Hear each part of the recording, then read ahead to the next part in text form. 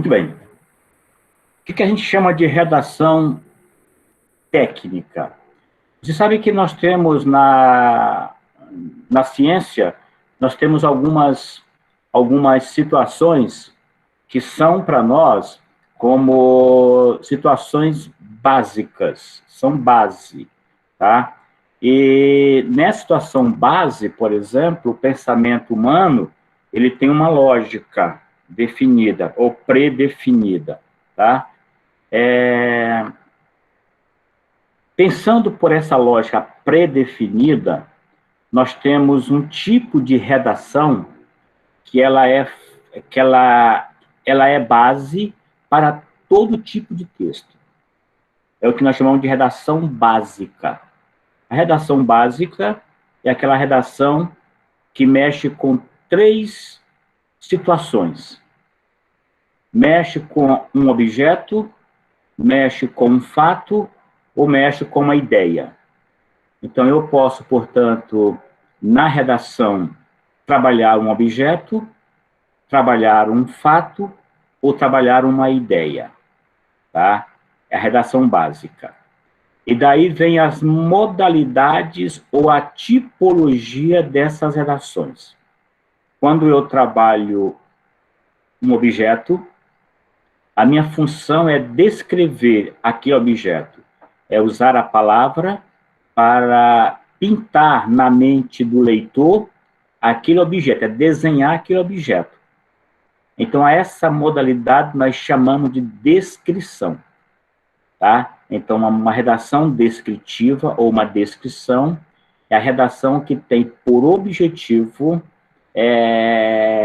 descrever um objeto por meio de palavras. É como se fosse você fotografa um objeto e, ao invés de você fotografar o objeto pela câmera, você descreve o objeto em forma de palavras. Essa é a primeira modalidade. A segunda modalidade tem a ver com o fato, com o evento. Só que evento eu não descrevo. Fato, eu narro. Tá? Então, o fato é contar uma história. Então, existe uma modalidade chamada narração, em que eu cuido tão somente da organização dos episódios, dos fatos. Então, se eu tiver, por exemplo, que contar a vocês o meu dia de hoje, eu não vou usar a descrição, eu vou usar a narração, que é a segunda modalidade que a gente tem que tomar cuidado para saber. E a terceira situação é quando nós trabalhamos com a ideia. Só que a ideia eu não descrevo e a ideia eu não narro. A ideia eu defendo. Eu apresento a ideia e defendo a ideia. Então, quando eu trabalho com a ideia, eu nem narro e nem descrevo, tá? Eu disserto. Então, tem a dissertação. Então, para ficar mais clarinho, então nós temos no texto praticamente 3 situações. Então, eu tenho inicialmente a situação em que eu narro, tá? Aí eu tenho o que eu chamo de narração. Eu tenho a situação em que eu descrevo, aí eu tenho a descrição, e tem o momento em que eu disserto ou argumento, aí eu tenho a dissertação. Esses 3 modelos, eles são clássicos, tá? E você encontra essa tipo, por isso é chamado de tipo, são tipologias. E você encontra esses tipos de texto em vários outros gêneros textuais. Então, por exemplo, eu posso escrever um bilhete em que eu posso no bilhete descrever, ou narrar, ou dissertar. Eu posso fazer um e-mail, e nesse e-mail eu posso narrar, dissertar ou descrever. Eu posso escrever um poema, nesse poema eu posso narrar, descrever ou dissertar. Tá? Eu posso escrever a monografia, e na minha monografia eu tenho uma dissertação, uma narração ou uma descrição. Enfim, são 3 tipos de texto que estão presentes em todas as outras modalidades. Por isso que nós dizemos que é base, a redação básica. Essa redação básica é o que a gente ensina na escola, que faz parte da educação básica. Todo mundo aprende na escola, ou narrar, ou descrever, ou dissertar. Muito bem? Até aqui tudo bem? Dá um okzinho aí. Até aqui tudo tranquilo? Estão anotando aí? Ninguém está dormindo não, né? Ninguém está dormindo não. Anota aí. Depois eu vou postar no NEAD uns slides com esse início para vocês irem entendendo o que é uma narração, uma descrição, uma dissertação. Qualquer dúvida pode perguntar aí, viu? Bom, aí eu vou para o outro lado. Mas quando eu vou para a burocracia, eu também escrevo, também faço redação. Então, na burocracia, eu tenho 2 áreas. Se é uma burocracia governamental, eu vou trabalhar com a redação oficial, porque é a redação que rege os órgãos públicos. Agora, se eu vou trabalhar uma redação em outra esfera, que não é o oficial, mas é um tipo de redação que eu tenho que produzir, tá? No jornal, por exemplo, na universidade, por exemplo, tá? Em alguns outros setores da vida, por exemplo, aí eu vou trabalhar com a redação técnica. Redação técnica.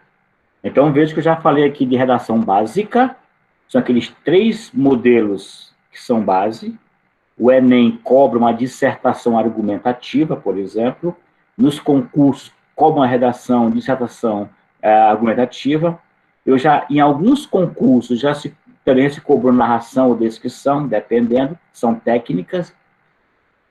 A redação oficial, a gente já vê essa teoria em sala de aula, já dei esse conteúdo para vocês, e vocês também têm o manual da Presidência da República, que é a referência em termos de redação oficial. Vocês podem também consultar, e é bom consultar, ter esse manual com vocês. E hoje a gente vai tratar da redação técnicas, tá? Essa redação técnica é uma redação que, de fato, ela vai tocar em algumas áreas que também servem a vocês, tá bom? Então, feito esse primeiro momento, vamos entender isso aqui, tá bom? Esse autor, Matoso Câmara Júnior, é um linguista. Eu queria tanto que alguém de vocês que pudesse ler esse texto. Alguém se habilita?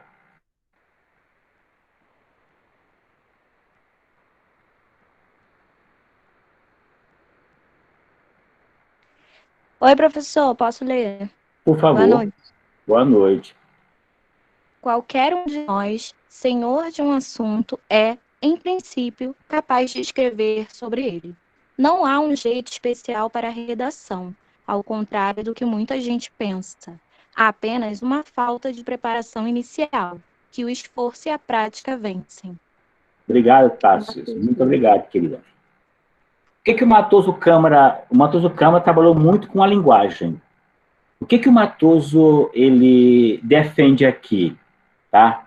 Que qualquer um de nós, a gente pode ser senhor de um assunto. Ou uma redação técnica, ou uma redação oficial, ou uma redação básica. Tá? Então, a gente é capaz de escrever sobre ele. Entendeu? Então, não existe aquela ideia do milagre, aquela coisa especial. Para escrever eu tenho que ser iluminado. Claro que tem gente que é iluminado para escrever, mas tem gente que se esforça, é o que ele fala, se esforça e pratica, e com base nesse esforço e nessa prática, eles aprendem a escrever. O nosso caso aqui, a gente está preparando vocês para melhor escreverem.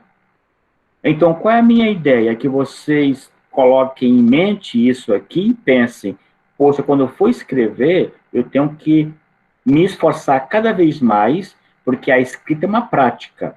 À medida que eu escrevo, eu vou melhorando e aprendendo a escrever mais. Por isso que vocês precisam escrever sempre. Ainda que seja no WhatsApp, ainda que seja no e-mail, mas é bom ter o registro, tá? E não é só escrever sem pensar. Pensar antes de escrever. É isso que ele está montando para nós aqui, tá?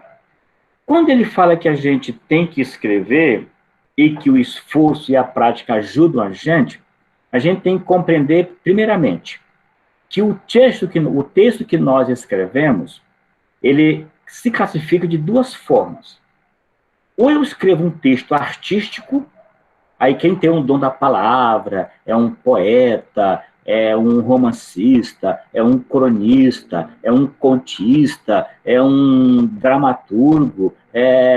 Então, quem tem essa veia artística produz textos com esse viés. Então, você tem grandes escritores na nossa literatura, tá? Você tem hoje pessoas que são homenageadas pelo que escrevem. Coloquem aqui, quero perguntar a vocês, quem é que vocês gostam na nossa literatura? Me dê um nome aqui de algum escritor que vocês gostam, já leram. Pode ser brasileiro, pode ser estrangeiro, um escritor que você já leu. Não quer dizer que todo escritor é artista, não, mas tudo bem, mas vamos considerar que nós temos. Então, quais são? Entendeu? Ó, Djamila Ribeiro, Clarice Lispector, certo? Quem mais? Me deu o nome. Rayane Leão, bom, muito bem. Quem mais? Tá. Eu não conheço a Rayane Leão ainda, nem conheço a Djamila. A Rowling, não conheço também, não. Sidney Sheldon, certo, conheço o Sidney Sheldon, já li a Clarice. Quem mais? Só. Vamos lá, pessoal. Vamos lá, quero os outros também respondendo. Quero também o pessoal respondendo. Lisa Price, sim. Ainda não li sobre dela, nada sobre ela, não. Cadê os outros? Respondendo aí. Paulo Vieira, ok. Entendeu? Paulo Vieira é dessa linha aí dos coach, né? Muito bem. Rowling, Harry Potter, professor, isso. Muito bom, perfeitamente. Tá? Vamos lá. Cadê os outros respondendo? Até agora tem, entendeu? Augusto Cury, muito bom. Augusto Cury, também leio Augusto Cury, tá? Quer dizer, às vezes são autores que vocês... autora de Olhos d'Água, tá? Quem é essa da autora de Olhos d'Água? Entendeu? Então, por exemplo, se eu falar aqui o nome aqui, alguém já leu Augusto dos Anjos? Alguém já leu aqui Augusto dos Anjos? Entendeu? Alguém conhece Augusto dos Anjos? Não, não. Augusto dos Anjos é autor de um sério poema chamado Psicologia de um Vencido. Eu, filho do carbono e do amoníaco, monstro da escuridão e da rutilância, sofro desde a epigênese da infância a influência má dos signos do zodíaco. Alguém já leu aqui Castro Alves? Alguém já leu Castro Alves? Entendeu? Alguém já leu Castro Alves? Alguém já leu Gregório de Matos Guerra? Cadê as respostas? Estou esperando aqui as respostas. Hoje eu vou fazer uma aula bem participativa. Estou aqui atento aqui, porque depois eu vou copiar todo esse chat aqui e vou olhar quem está presente. Vamos lá? Muito bem. Ok. Então você tem esses textos, são artísticos. Mas também temos o texto não artístico, que talvez seja esses outros que vocês estão aí. Ó, Luiz, Castro Alves é o grande escritor, poeta da escravidão, da liberdade, dos escravos, né? Tá? Então, muito bem. Mas vamos lá. Então, é um autor que hoje em dia é muito lido, o baiano, é o que certa vez falou. Como é que é o poema dele? Ó bendito que semeias livros, livros à mão cheia. O livro caindo na alma é chuva que faz a... É chuva que... O livro caindo na alma é germe que faz a palma, é chuva que faz o mar. Érico Veríssimo, muito bom também. Tá bom? Então, desses não artísticos aí, você tem alguns textos não artísticos. Às vezes no jornal, às vezes na própria literatura. Tá. Mas nós escrevemos. Ok. Nós escrevemos. Aí, para definir o tipo de texto que eu preciso desenvolver, eu tenho que saber, primeiramente, qual é o propósito do meu texto. Por que eu vou escrever? Ou para que eu vou escrever? Eu posso escrever para expressar um pensamento. Aí, como é expressar um pensamento, uma lógica, uma ideia, eu posso dissertar, posso argumentar, tá? Posso fazer, portanto, um ensaio, posso fazer um artigo científico, ok. Eu posso expressar um sentimento, eu posso fazer uma poesia, posso fazer uma música, então eu posso escrever. Eu posso documentar, aí eu faço um ofício, faço um relatório, faço um parecer, faço um requerimento. Eu posso informar, aí eu posso fazer uma carta, posso fazer algum documento que tenha meramente uma função informativa. Eu posso traduzir um conhecimento. Posso fazer um ensaio, aí gero um artigo científico, gero uma tese, gero um livro, enfim. Com base, portanto, nesses propósitos, é que a gente vai definindo o formato de texto, que nós chamamos de gênero textual. Qual é o gênero que eu vou adotar? Se é o poema, se é o conto, se é o artigo, se é o ensaio, se é um documento, e assim vai. Tá? Bem, em 2002, tá? A revista Você lançou um artigo muito interessante sobre português. Que língua é essa? Em 2002. Já vamos para 18 anos. E eu peguei 2 fragmentos desse artigo que eu achei interessante e acho que ainda é muito atual. Primeiro fragmento. Alguém gostaria de ler para nós esse fragmento aqui? Hoje eu quero a participação de vocês. Quem quer ler? Pode abrir o microfone para começar a ler aí. Pode ser eu. Pode, por favor.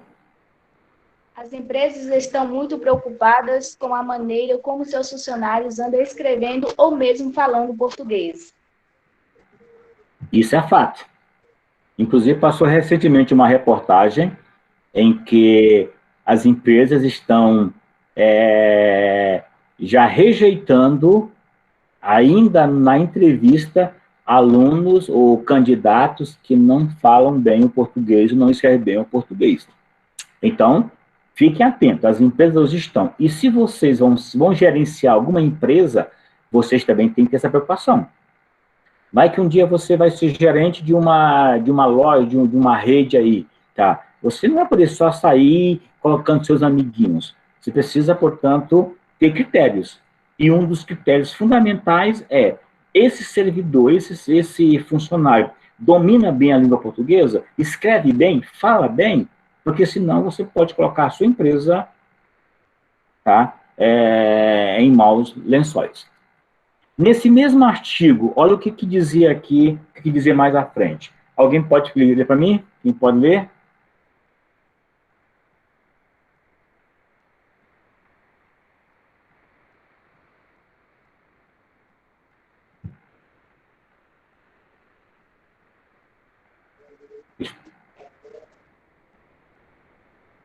Quem abriu o microfone? Quem está lendo? Quem vai ler?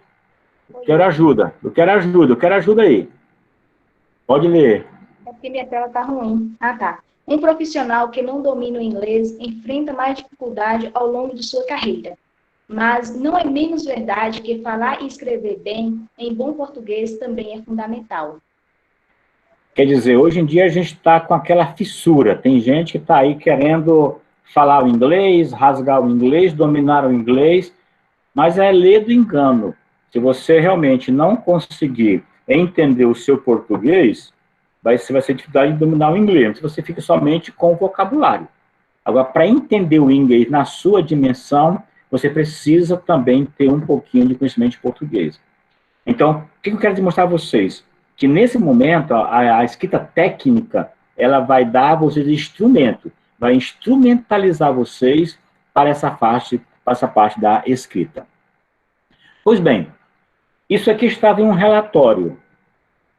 Estava em um relatório, tá? Imagine você, num texto como esse, né, em que praticamente não é possível a gente identificar. Está difícil a gente aqui entender. Vocês conseguem entender alguma coisa desse texto aí? Não. Está muito complicado, tá? Ou seja, a pessoa, tá, que escreve, claro que tem a dislexia, tem problema seríssimo. Agora veja a nova versão. Vamos lá, leia o de baixo agora aí. O de, tá.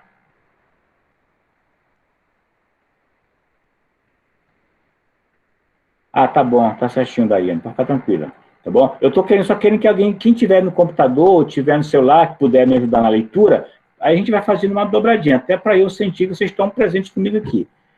Olha assim, o que o cara disse em cima, que eu reescrevi embaixo aqui. Olha aqui, ó, tá? Fica muito mais legível. A noção de executivo indispensável soa, ó, a noção de executivo indispensável soa quase como uma blasfêmia para as melhores teorias de gestão vigentes neste início de século. Tá? Ou seja, hoje praticamente há uma ideia de que os executivos são dispensáveis. E hoje, pelo que a gente percebe, vocês que estão aqui no curso de gerenciamento sabem da importância de um bom gerenciamento. Tá? Então, vejam, essas são as preocupações iniciais que a gente tem para escrever, tá bom? Então, para início de conversa, tá? Os textos, de um modo geral, se diferem em relação aos seus objetivos e conteúdos. Então, eu tenho os textos literários, a gente já sabe disso. Eu tenho os textos oficiais e comerciais, esses textos também interessam muito a vocês, tá? E tem uns textos acadêmicos científicos que também interessam a vocês. Então, basicamente, eu tenho essas três grandes áreas textuais: a literatura, a redação oficial e a redação técnica. Basicamente, é isso que a gente está mostrando aqui a vocês. Pois bem, vamos lá. Esse texto aqui, se vocês fossem classificar literatura, redação oficial, redação técnica, vocês classificariam como que tipo de texto?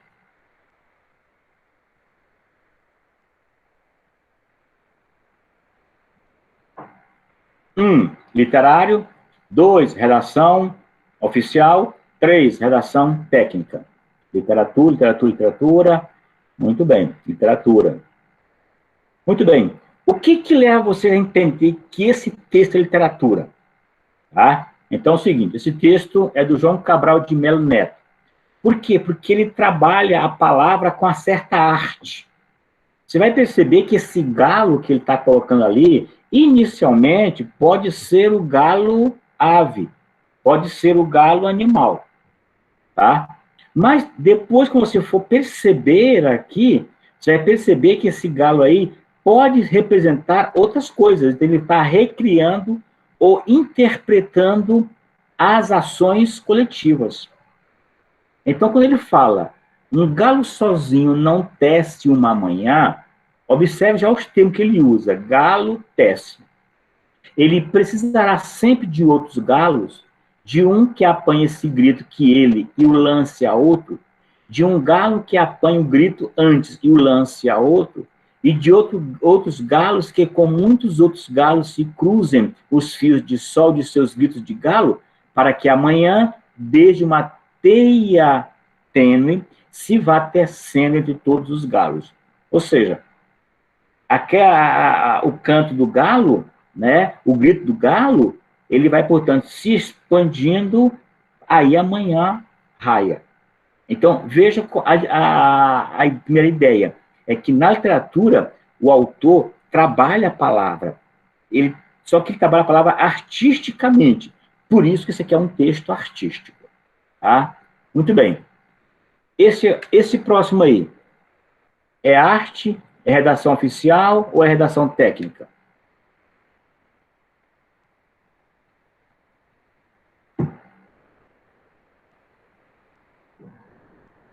Cadê as respostas? Cadê as respostas? Oficial. Oficial. Cadê as respostas?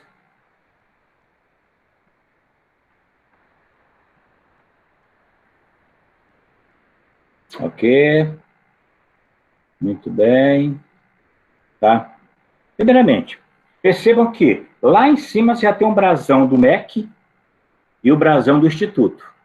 Então, você está trabalhando com órgãos oficiais. Depois tem uma portaria. Tá? Essa portaria, portanto, ela tem uma estrutura. E nessa portaria, lá embaixo, você vai ter, portanto, um remetente, que no caso aqui é a nossa reitora, Luciana Massucado. Muito bem? Ok. Então, vejam, esse documento aqui, tá? Ele não recria como lá o do João Cabral recriava. Não, ele é um documento, uma portaria. Então, se é um documento, tá? Percebam que ele tem uma estrutura básica. Então, toda portaria, ela tem essa estrutura aqui, ó. Ela tem aqui, ó, isso aqui a gente chama de emenda como se fosse o assunto da portaria, tá? Ela tem aqui, ó, o preâmbulo da portaria, tá? Tem a questão aqui e aqui tem o episódio, o fato. Então, toda portaria tem essa estrutura. Agora, geralmente a portaria, ela é um documento oficial. Dificilmente vocês veem numa empresa particular, no Carrefour da vida, a portaria. Geralmente eles não têm esse estatuto, tá? Porque a portaria é um ato de autorização de exercício.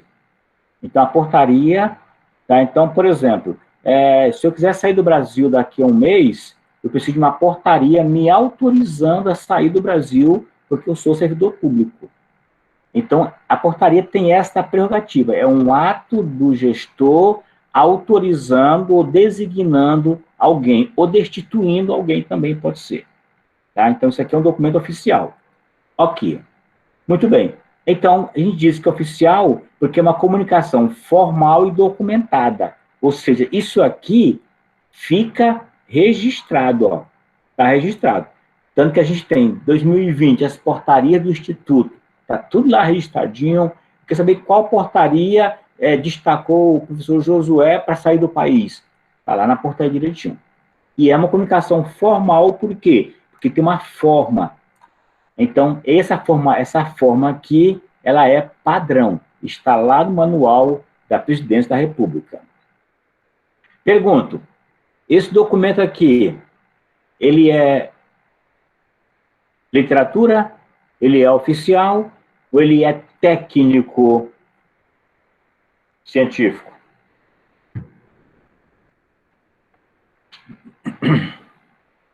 Técnico, cadê as respostas? Técnico, científico, técnico.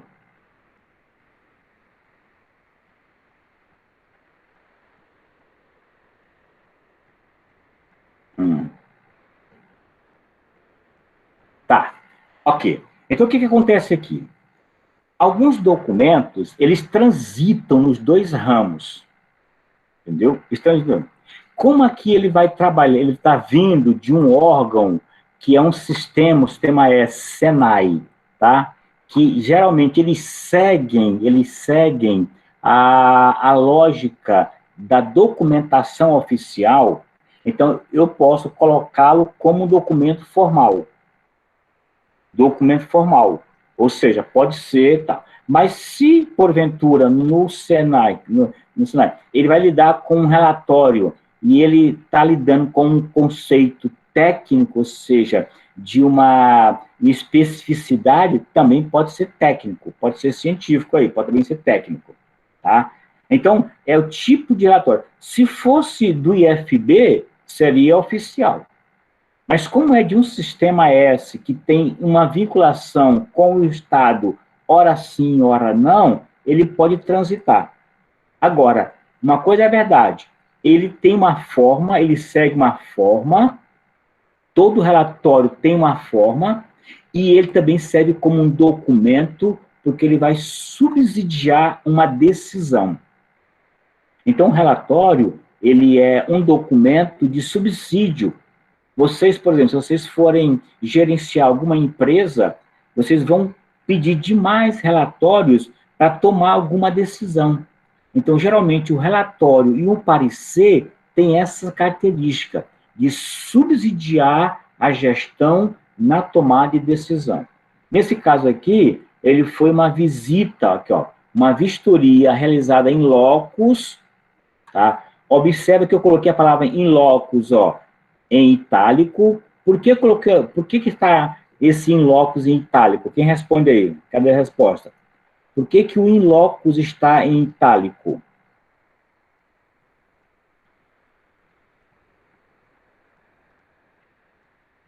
Estou esperando aqui as respostas. Porque não pertence ao português, Lois, muito bem, escrito em inglês? Não, isso aqui é latim, é estrangeirismo. Perfeitamente, perfeitamente. Toda palavra estrangeira, inglês, francês, latim, grego, se você for escrever como está escrito lá na língua originária, ela tem que ser destacada. Geralmente ela é em itálico. Então, todo estrangeirismo, chama isso aqui de estrangeirismo.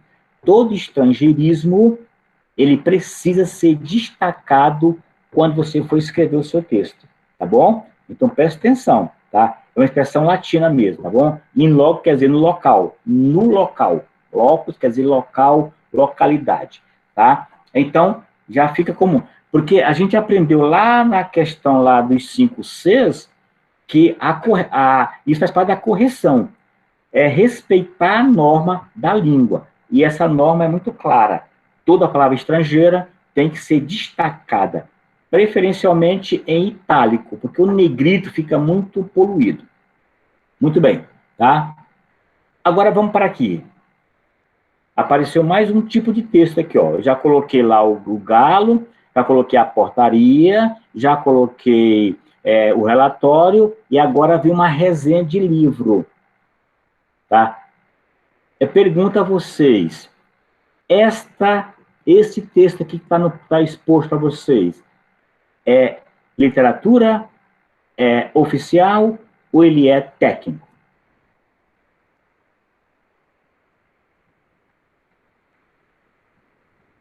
Técnico,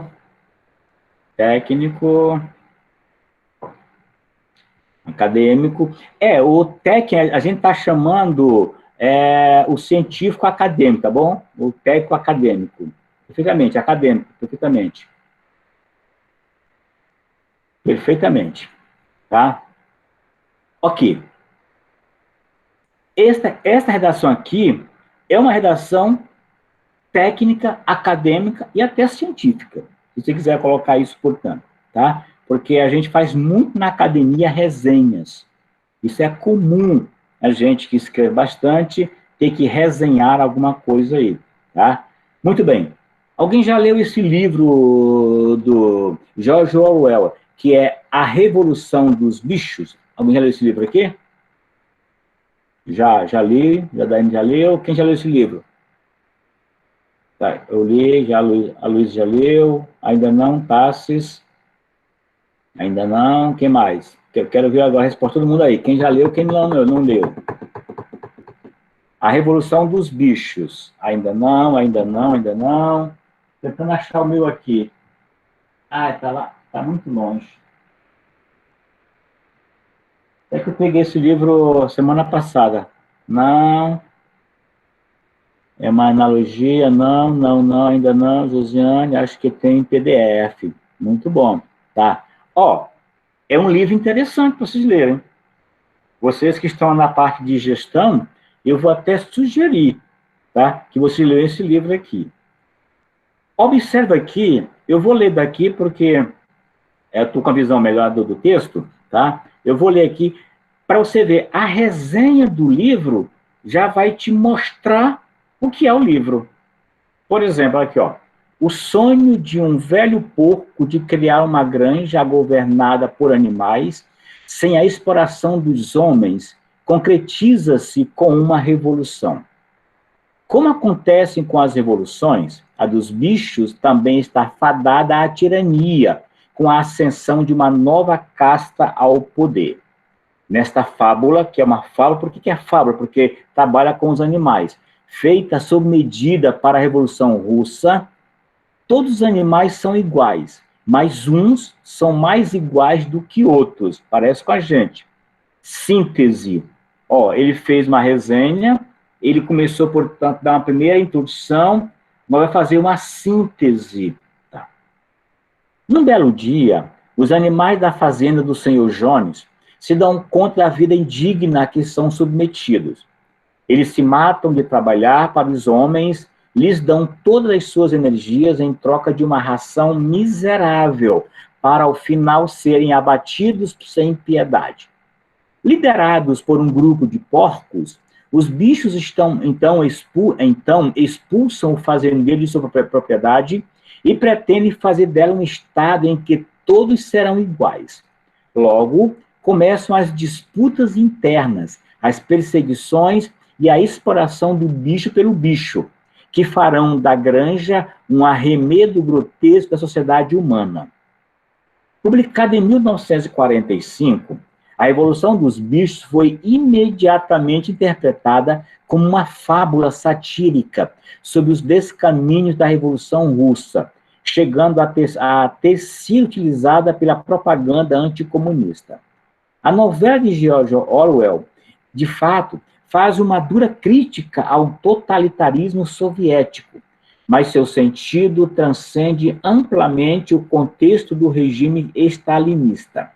Mais do que nunca, esta pequena obra-prima da ficção inglesa parece falar aos nossos dias, quando a concentração de poder e de riquezas, a manipulação da informação e as desigualdades parecem atingir um ápice histórico.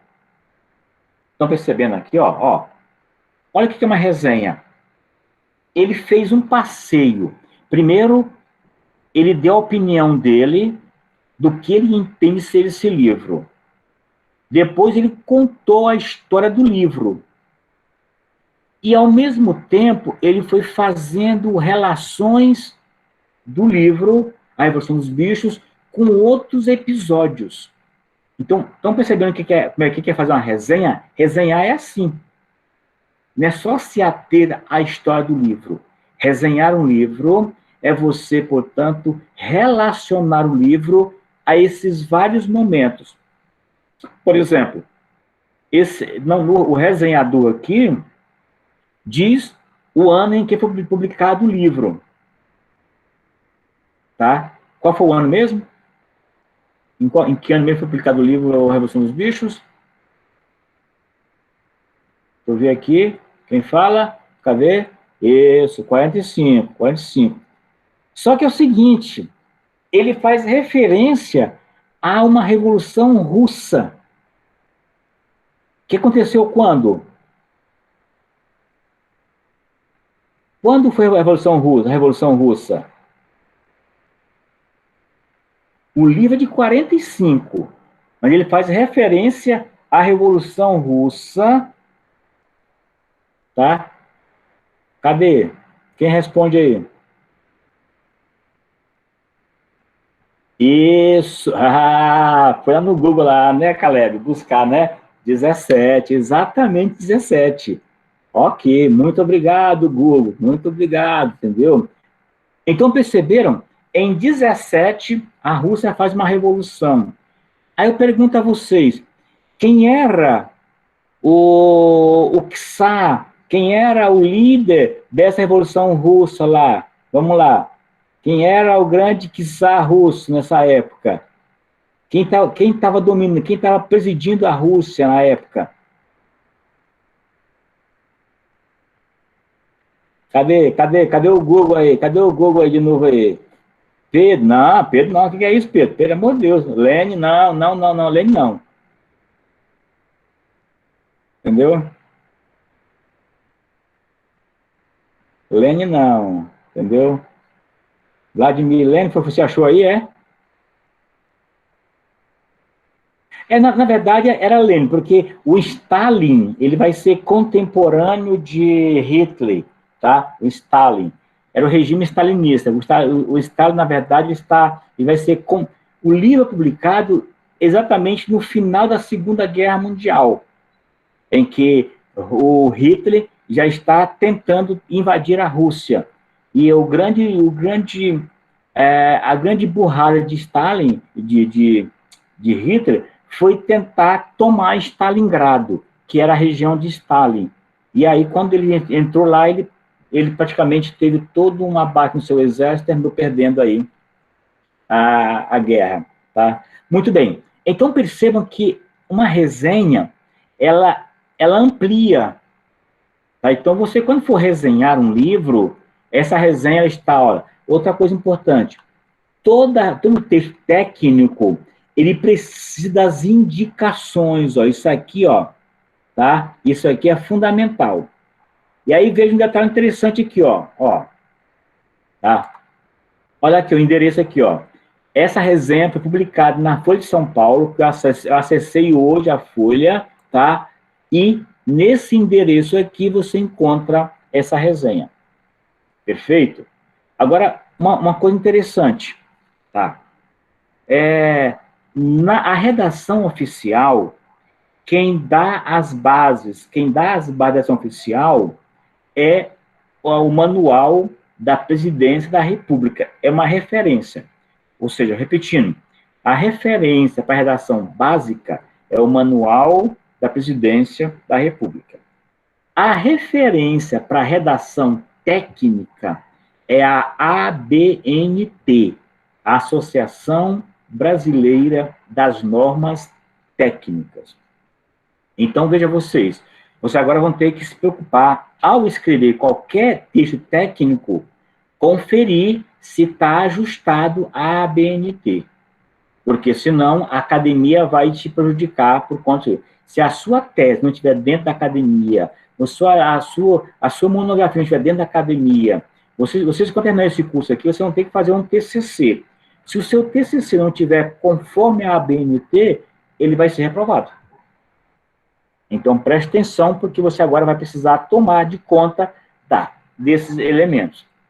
Ok, então, aqui, portanto, é um texto técnico. Agora, vamos entrar aqui, tá, em algumas situações mais específicas. Esse texto técnico que o Atila colocou lá atrás, eu estou chamando técnico, Atila, mas de fato ele é um acadêmico científico, mas eu vou, para a gente simplificar um pouquinho a nomenclatura. Esses textos técnicos, eles têm a preocupação central com a correção, a exatidão e a autenticidade dos dados e dos raciocínios desenvolvidos. Então, preste atenção. Enquanto lá na redação oficial os textos significam um documento, aí você tem que cumprir aqueles 5 princípios lá da Constituição, o LIMP, da legalidade, da impessoalidade, o M é LIMP, o M é da legalidade, impessoalidade, o M é de quê, gente? O M, tá? O P é de publicização e o E de eficiência. Isso, perfeitamente, moralidade, é isso aí, tá. Ou seja, esses princípios, portanto, da legalidade, da impessoalidade, da moralidade, da publicidade e da eficiência, esses princípios regem, tá, o documento oficial. Aqui, você vai trabalhar com outros princípios, além desses também, porque também se você colocar uma coisa ilegal aqui, uma coisa impessoal, uma coisa imoral, alguma coisa sigilosa, ou alguma coisa não eficiente, também prejudica. Mas, além disso, você tem que agora tomar cuidado com a autenticidade. Autenticidade dos dados. E aí vocês tomem cuidado, porque é aqui onde há o plágio. Muita gente fica plagiando os textos acadêmicos científicos. estão caindo do cavalo. No Instituto, nós estamos agora criando uma barreira para evitar esse tipo de atitude. Bom, então escrever texto científico é, antes de tudo, comunicar corretamente dados e informações corretas. Tá? De um modo geral, esses textos são classificados de acordo com o seu objetivo. Eles podem ser exploratórios, descritivos ou analíticos. Eu vou colocar aqui agora o que é cada um. O que é um texto exploratório? É aquele que aproxima aquele em que o redator, tá, ele trabalha com dados, com informações, com ideias, tá, a respeito de um problema ou dos desdobramentos desse problema. Por exemplo, uma resenha bibliográfica. Então, vocês, quando for fazer o TCC de vocês devem fazer uma revisão bibliográfica. Essa revisão bibliográfica pode ser que você tenha que fazer uma resenha. E aí você vai ter que tomar certo cuidado, porque a resenha, igual a que é lá do anterior, lá a Revolução dos Bichos. Veja que o cara falou do livro, deu a visão dele e ampliou. Tá? Então, vocês têm que tomar certa atenção.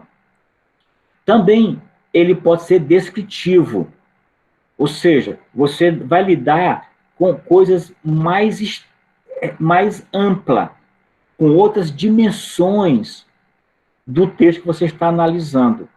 Então, por exemplo, você faz um relatório científico, tá? Você tem outras preocupações. Quando você faz um artigo científico, você tem outras preocupações, tá? Que não estão ligadas apenas a um problema em si. Então, você tem que observar posturas, atitudes, influências, fenômenos, processos. Isso tudo está ligado a um documento descritivo. Tá? E analítico é quando você começa a analisar as relações desses documentos, tá? Do texto, das ideias, dentro do documento. Então, quando você escreve a monografia, você está gerando, tá, um tipo de redação analítica, porque você está ali apresentando um problema e trabalhando aquele problema em razão de causas, consequências, de lógica, de solução de problema. Então, tudo isso você tem que tomar certa atenção. Então, essa aula de hoje já vai te dar já uma certa base para o que você vai enfrentar daqui um pouquinho no seu curso. Você deve já ter feito algum relatório, já deve ter feito aqui alguma resenha, e se você não fez, você pode vir a fazer. Geralmente, a monografia é de uma especialização, as pessoas confundem, porque vocês deveriam ter um TCC ou um artigo científico, dependendo aí. Pois bem, vamos entender dois conceitos fundamentais na redação técnica. O primeiro conceito é o que é uma sinopse e o segundo, o que é um resumo. Veja que eu coloquei o versus, e destacado aqui, o versus, tá em itálico. Por quê? Porque é um estrangeirismo, tá bom? Então, lá. Primeira ideia, o que é uma sinopse? Sinopse é um pequeno texto, geralmente redigido pelo autor da obra ou editor da obra. A característica essencial da sinopse é a apresentação concisa dos traços gerais, das ideias maiores, das grandes linhas da obra. Geralmente, a sinopse lida com isso. É um texto normalmente inserido no início dos textos publicados e é muito útil para a realização de levantamentos biográficos. Então, geralmente, quando você for fazer a sua revisão bibliográfica, você vai se valer muito das sinopses. Você vai ler muitas sinopses.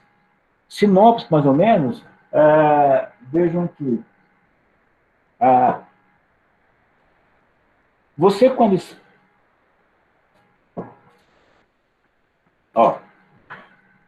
esse aqui chama-se quarta capa. Quarta capa. Geralmente, na quarta capa, você já tem aqui, um texto. Aqui é uma sinopse. é como se fosse uma apresentação do texto e um convite. Mas também pode ser que ela venha aqui dentro, na orelha do livro, ou na apresentação do livro.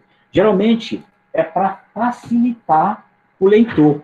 Então, às vezes, quando você vai para uma livraria, ou você vai comprar algum livro, você, em vez de ler o livro todo, você lê a sinopse. Tá?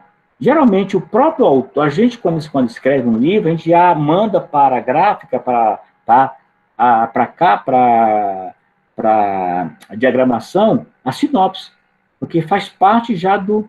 Porque é como se fosse uma apresentação bem simples do meu texto. Tá? Muito bem. Olha um exemplo aqui de sinopse. Um exemplo de sinopse aqui, tá bom? Esse exemplo aqui, eu peguei, tá? Com base num texto, tá? No livro Texto e Gramática, da Moura Neves. Tá? Olha o que o editor dela escreveu, desse texto aqui. Tá? A capacidade de produzir bons textos é aperfeiçoada com trabalho árduo. Este livro, este livro, esse material aqui, está na capa deste livro aqui.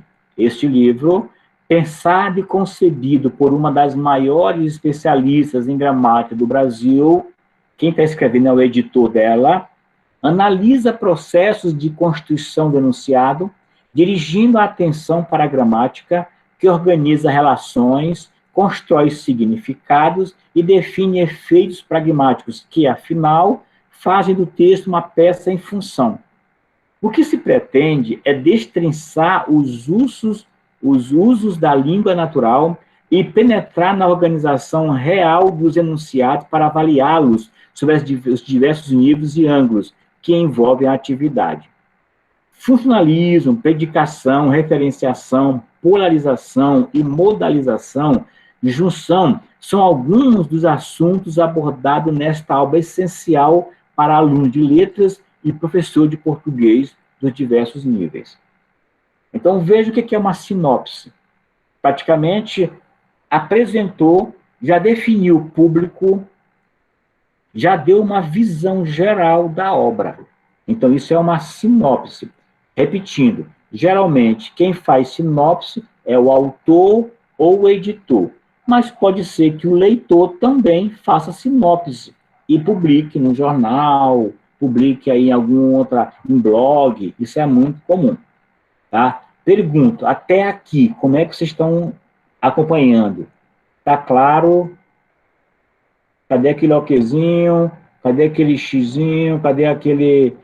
Entendeu? Cadê aquele joinha? Cadê aquele...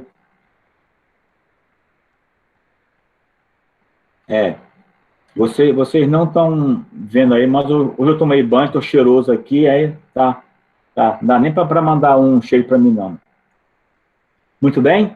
Ok, então, o nosso papo agora é diferenciar sinopse de resumo.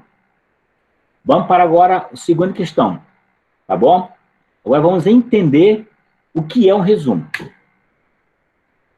Eu disse, resumo, fica claro, é mais ou menos, a diferenciação é mais ou menos de onde vem. De onde vem. Resumo é o levantamento das ideias essenciais de um texto base, pode ser um livro, pode ser um artigo, de maneira concisa, em que o leitor preserva as ideias do autor, suas intenções e ênfases, sem emissão prioritariamente de juízo de valor. Então, o resumo é a impressão do leitor.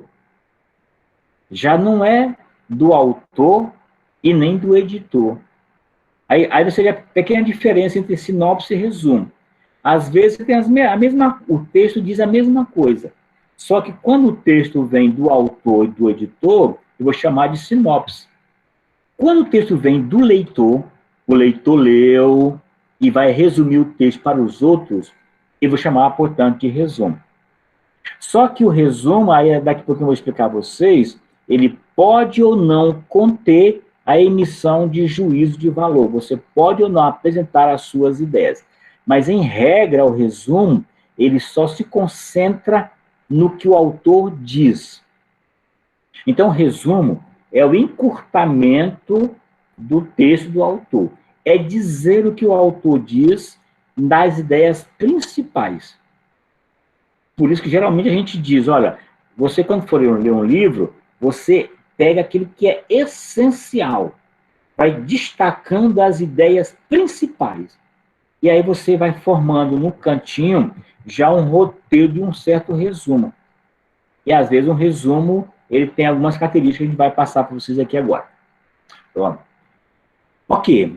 Enquanto a sinopse permite algumas interpretações e apreciação crítica, no resumo procura-se resguardar absoluta fidelidade às ideias originais.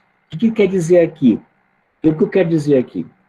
Que na sinopse, você já pode colocar suas ideias. Veja lá no texto da Maria Helena.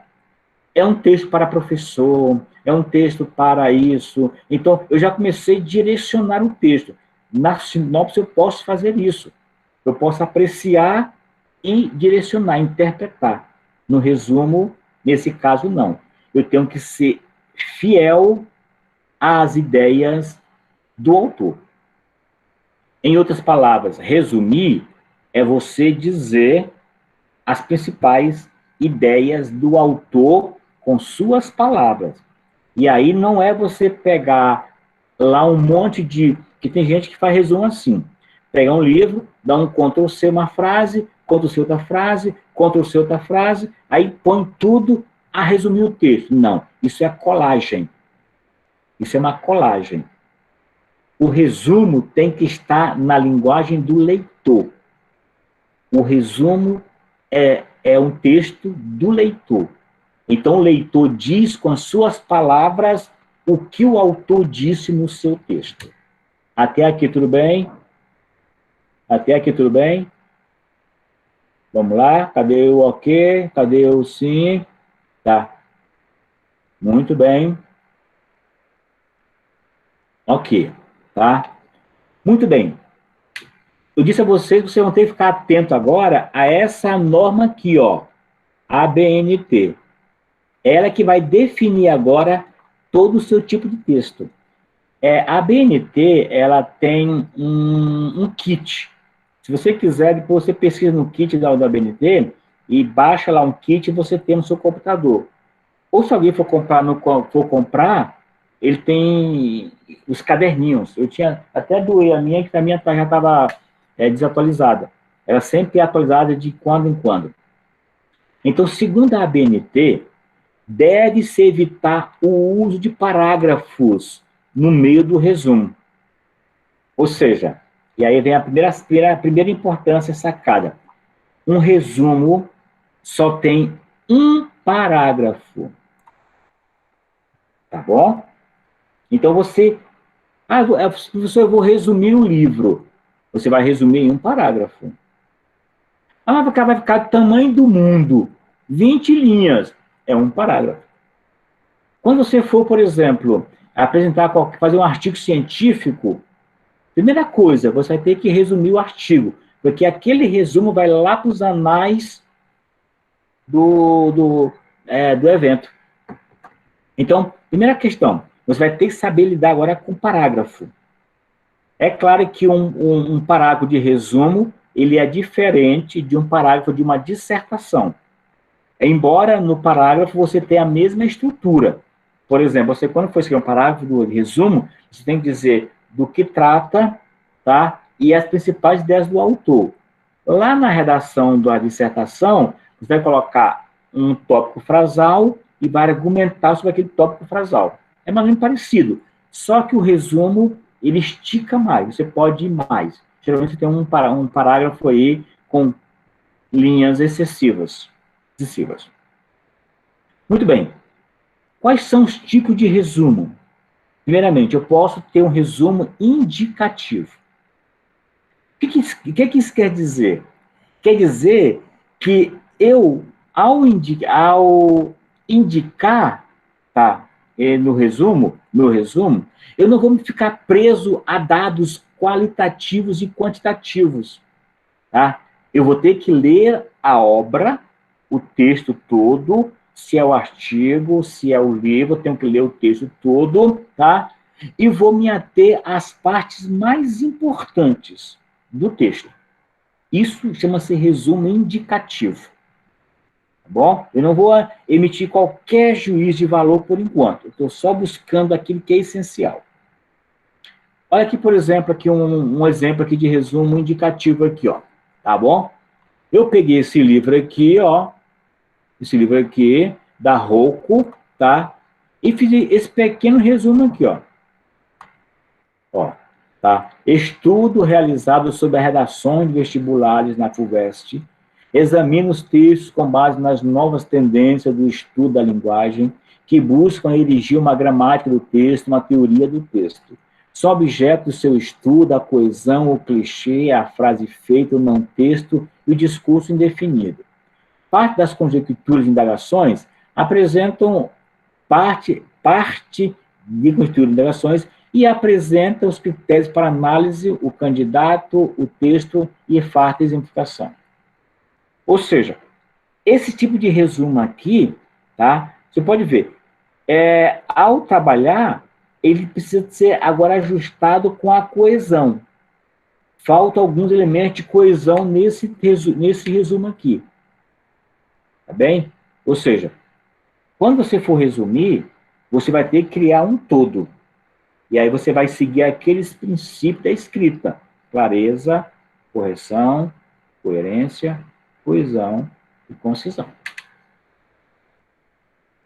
O segundo tipo é o chamado resumo informativo. Tá? Geralmente, esse resumo informativo, você escreve do que você ouviu falar. Você nunca leu o livro A Revolução dos Bichos, mas você pode, de repente, com base no que eu te contei, fazer um resumo. Tá?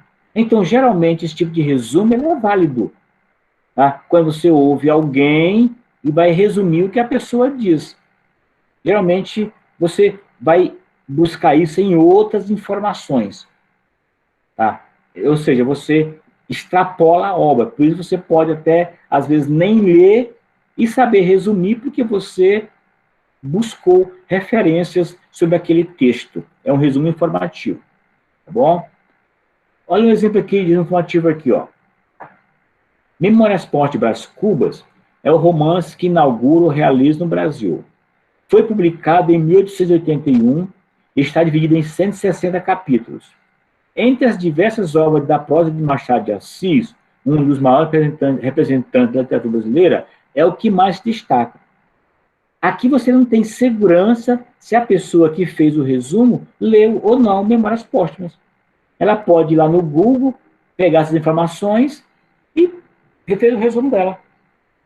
Então, geralmente, o resumo informativo, ele tem essa característica. Ele pode não vir da fonte originária. E, por fim, vem um resumo crítico. O resumo crítico, aqui a gente tem que tomar aqui alguma pequena diferenciação. Ele é, às vezes, usado na escola com essa nomenclatura. Mas também ele tem um outro termo, um outro nome.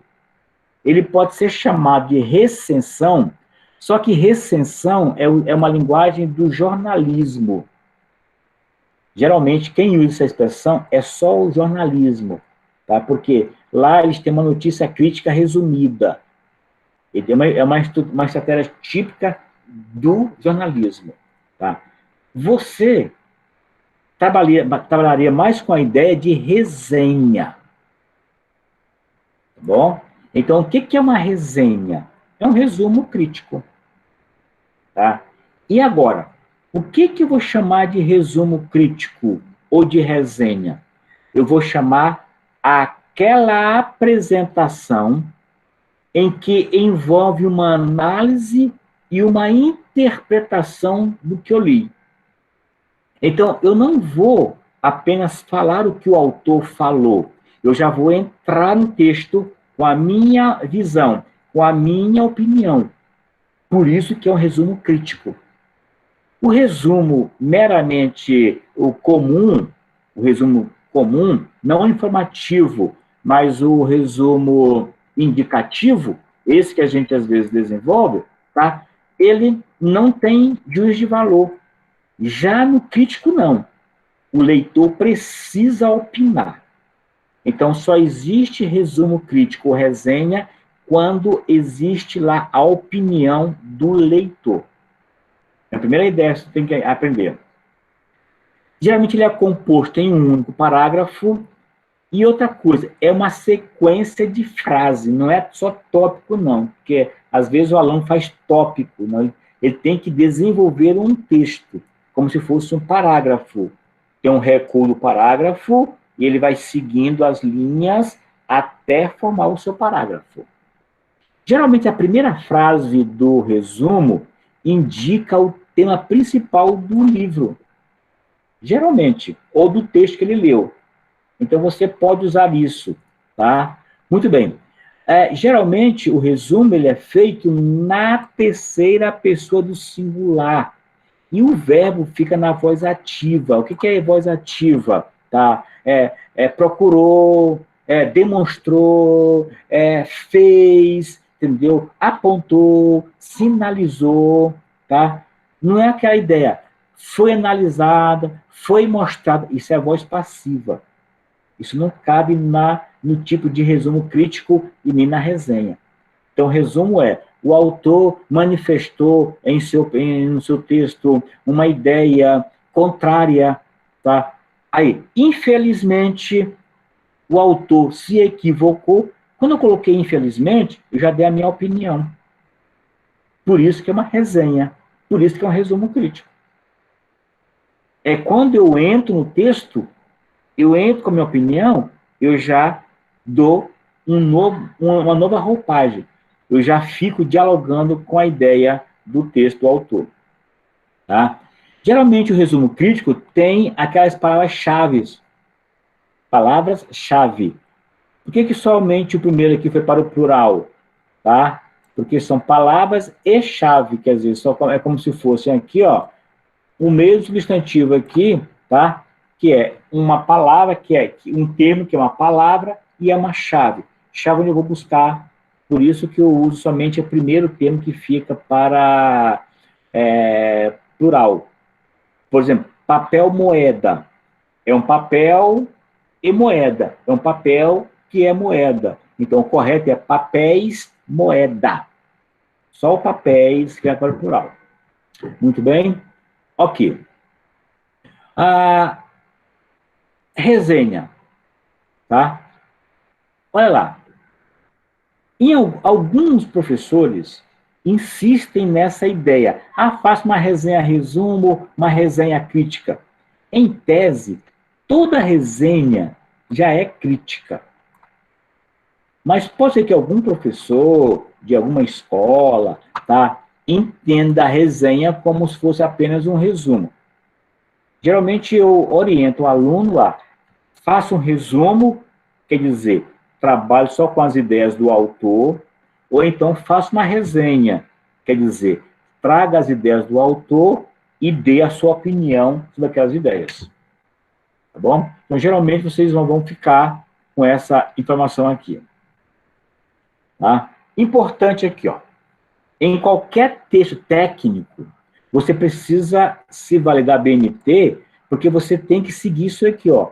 Tem que ter um cabeçalho, tem que ter a obra, que é o artigo, é o livro, tem que falar sobre o autor, tem que falar sobre o conteúdo e tem que ter o seu comentário. Por isso que vocês têm que tomar bastante cuidado quando você for escrever um texto, uma resenha, tá? Ou uma coisa. Ó, pergunto, estão prontos para fazer uma resenha, um resumo para mim agora? Deu para entender o que eu falei? Cadê as respostas aí?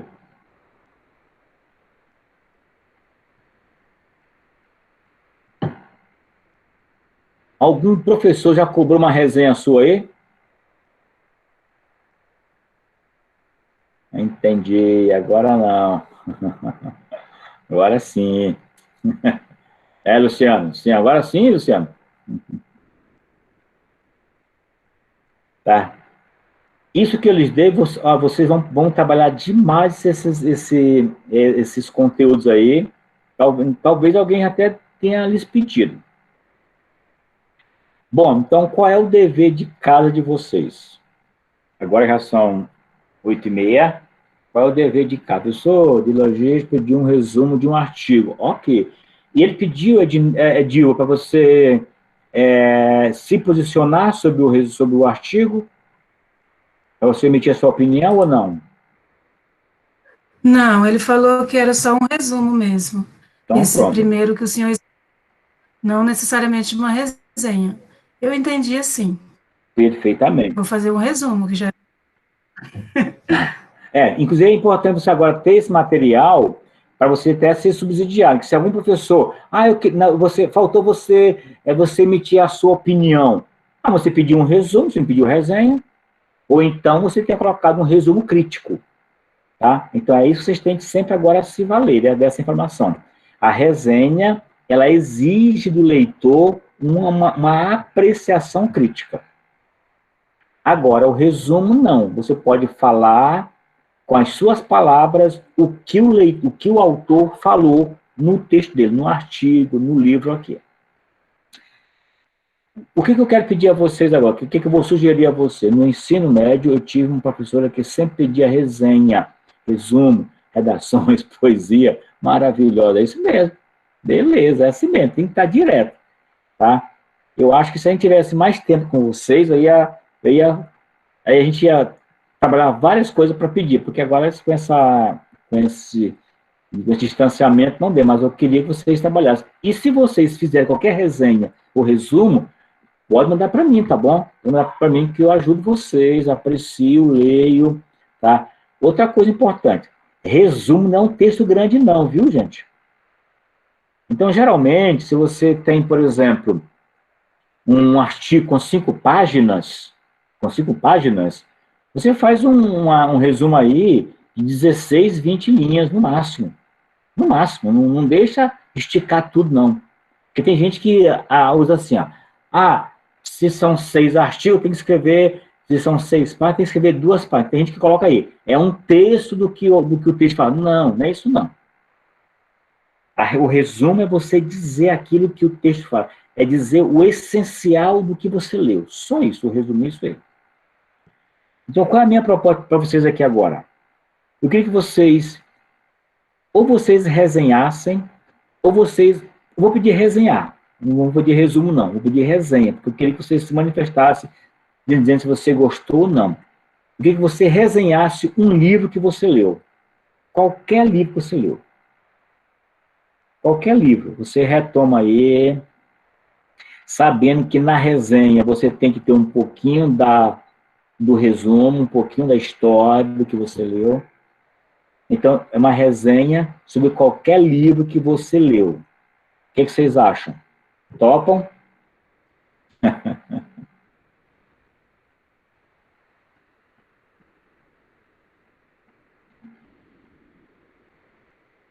Beleza, muito bom.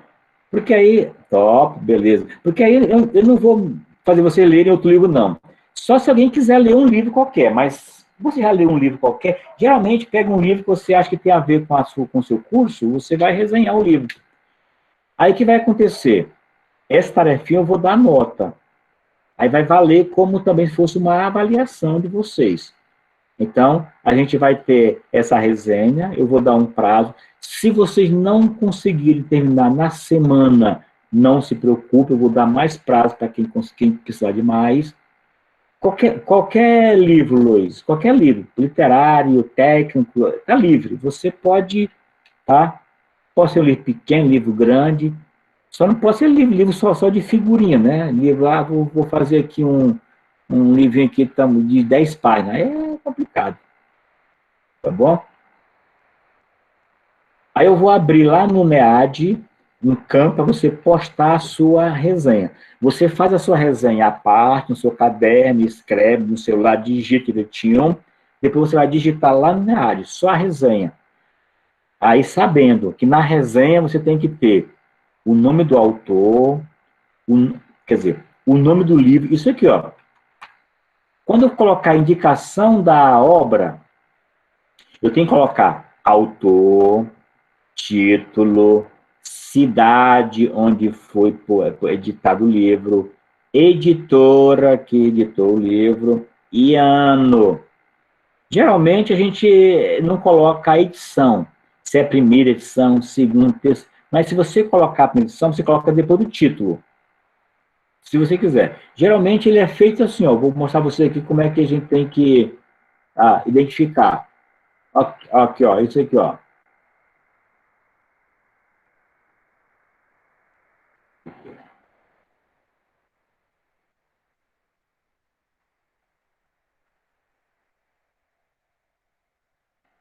Cadê o texto da minha? Eu passei batido.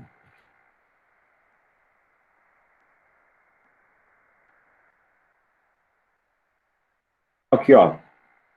Aqui, ó, o da Maria Helena aqui, ó. Ó, geralmente aqui, ó. Tá? Ó, começa com o sobrenome do autor em caixa alta, maiúsculo.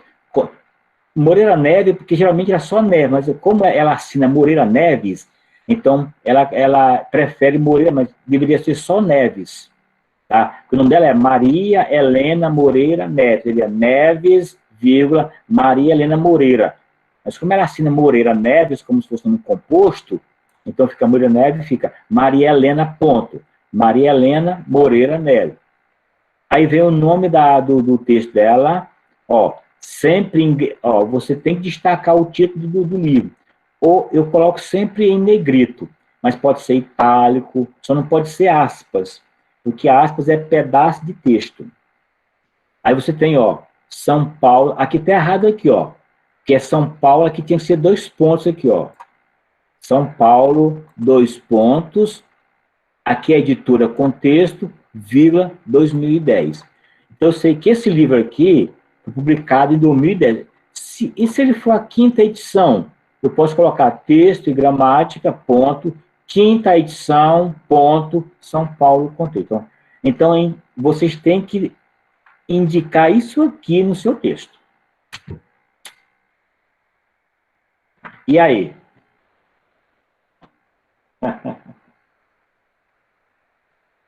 Pode ser? Posso já colocar no NEAD já hoje a chamada? Cadê o sim? Cadê o ok? Cadê o sim? Cadê o beijinho?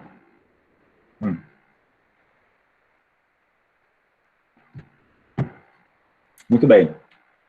Então fica assim, cada um escolhe um livro que quiser, tá? E faz uma resenha desse livro, né? É resenha. O que é resenha? É você resumir o livro e dar a sua impressão sobre o livro. Você vai apreciar o livro criticamente. Você vai dizer se você gostou, não gostou, que não gostou, você vai falar. E aí eu vou abrir um campo para você postar no NEAD o livro. Eu vou parar aqui agora de gravar a aula, só um pouquinho, tá? Pra gente interromper a gravação, depois eu